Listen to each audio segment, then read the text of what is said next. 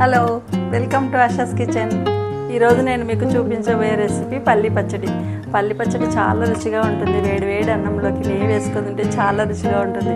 కొన్నిసార్లు ఎన్ని కూరలు చేసుకున్నా మనకు నోరు తినాలనిపించదు కదా అన్నం. ఈ పచ్చడి చేసుకొని తినండి, ఇంకా తినాలనిపిస్తుంది. పచ్చడికి కావాల్సిన ఇంగ్రీడియంట్స్ చూపిస్తాను. 1 కప్పు పల్లీలు, 2 టమోటాలు, 2 ఆనియన్స్, పచ్చిమిర్చి. మనకు పల్లీలు తక్కువ ఉండాలి వీటికంటే, సరేనా? 1 కప్పు సరిపోతుంది. మరి పల్లీలు ఎక్కువ వేసుకున్నాం అనుకోండి టేస్ట్ చేంజ్ అవుతుంది. అందుకని ఇవి ఎక్కువ ఉండాలి, పల్లీలు తక్కువ ఉండాలి. కొన్ని వేసినా పర్లేదు.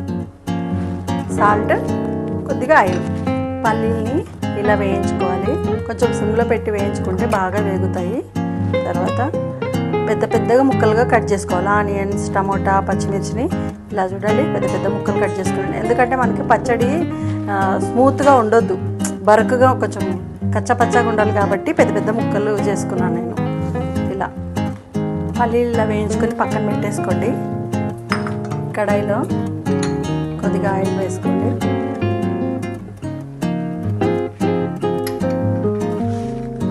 ముందు టమాటా,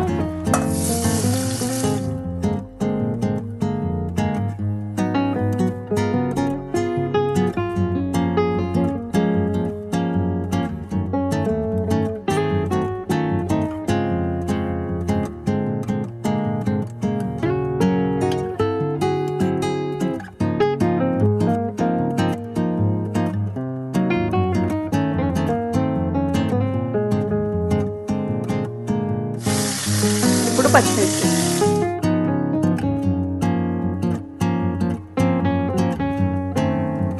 ఈ పచ్చడి కొంచెం కారంగా ఉంటే బాగుంటుంది.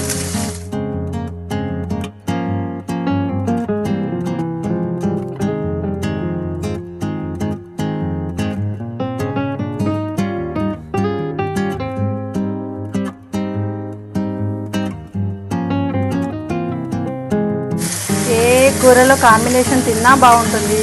ఏ కాంబినేషన్ అవసరం లేదు, ఉట్టి పచ్చడే కావాలి అనుకుంటే ఉట్టి పచ్చడితో తిన్నా బాగుంటుంది. పప్పులోకి కూడా బాగుంటుంది.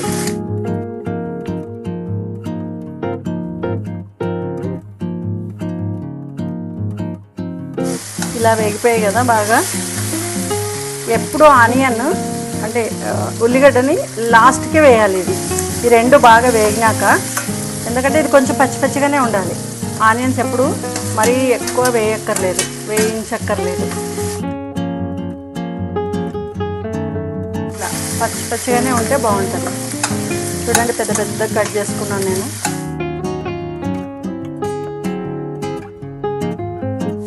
అన్నంలోకి తినే పచ్చడి మరీ స్మూత్గా ఉంటే కూడా బాగుండదు.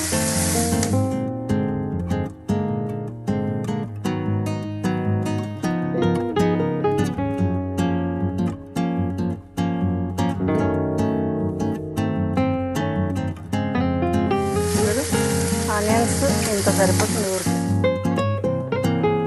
పచ్చి పచ్చిగానే ఉండాలి ఆనియన్స్, ఇప్పుడు రుచి బాగుంటుంది.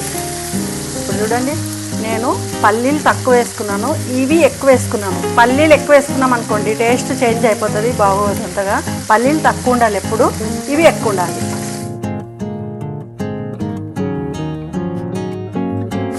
అయిపోయింది. ముందు పల్లీలు మాత్రమే గ్రైండ్ చేసుకోవాలి. నేను పల్లీలు ఎప్పుడు పొట్టు తీసుకోను, ఇలాగే వేసేస్తాను. పొట్టు ఎప్పుడు తీయను నేను. పొట్టు తీయని పల్లీలు, కొద్దిగా సాల్ట్ కావాల్సినంత వేసుకోండి. తక్కువ పడితే మళ్ళీ తర్వాత వేసుకోవచ్చు, ఎక్కువైతే ఏం చేయలేము. అందుకే పల్లీలు మిక్సీలో వేసుకుంటే ఇట్లా అయినాయి. పల్లీలు మెత్తగైనా పర్లేదు, ఇది మాత్రం మెత్తగా అవద్దు. ఇవి లైట్గా గ్రైండ్ చేసుకుంటే సరిపోతుంది.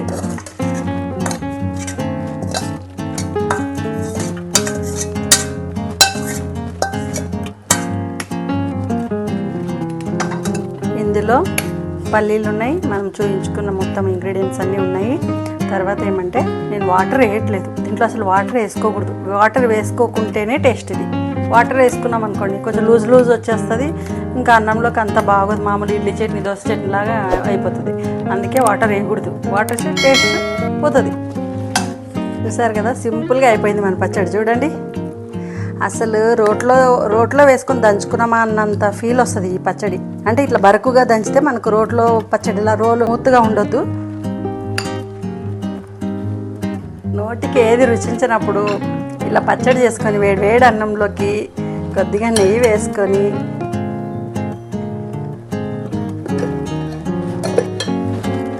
పచ్చడి వేసుకొని తింటే వేరే కూరలు అవసరం లేదు దీంట్లోకి. ఎంత బాగుంటుందో. పప్పుతో తినవచ్చు, పెరుగుతో తినవచ్చు. నాకు కూడా నోట్లో వాటర్ వస్తుంది. ఇదిగో ఎంత బాగుంటుంది ఇట్లా తింటే. ఒకసారి ట్రై చేయండి. పెరుగుతో కూడా చాలా బాగుంటుంది. అప్పుడప్పుడు సింపుల్గా ఇలా పచ్చడి చేసుకొని తినండి, బాగుంటుంది. పప్పు కాంబినేషన్లో, పెరుగు కాంబినేషన్లో, దేంట్లో తిన్నా ఈ పచ్చడి చాలా బాగుంటుంది. ఒకసారి ట్రై చేయండి. ఈ వీడియో మీకు నచ్చితే like, share, subscribe. Thank you.